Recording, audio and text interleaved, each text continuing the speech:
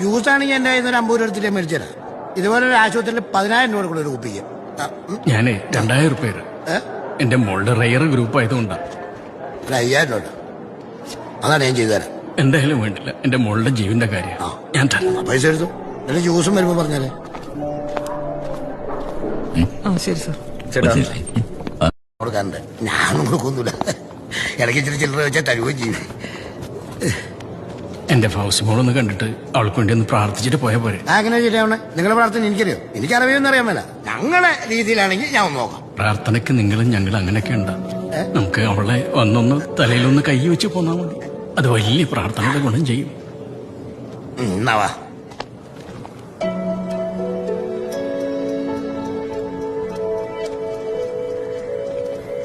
മോളെ, ഇതാണ് വല്യപ്പ പറഞ്ഞ ആള്. നമുക്ക് രക്തം തന്നാള്.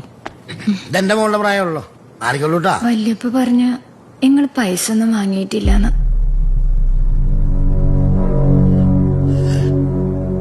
നിങ്ങൾ പഠിച്ചോൻ കാത്തോളൂ. ഞാൻ പഠിച്ചോനോട് ദുആ ചെയ്യാം. നിങ്ങൾക്ക് നല്ലതേ വരൂ.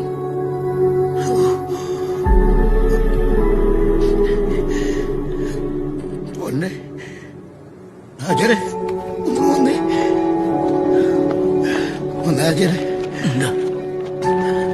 പിടിച്ചേ പിടിച്ചേ എന്താ അവിടെ വെച്ചോ? വേണ്ടെന്നേ. ആചാരെ എന്റെ നിവൃത്തി ഓരോണ്ടാകും. എന്റെ വീട്ടിൽ ദാരിദ്ര്യം. ഇന്നലെ അരി മേടിച്ചില്ല. ഈ പോലീസ് മാത്രമേ ഉള്ളൂ.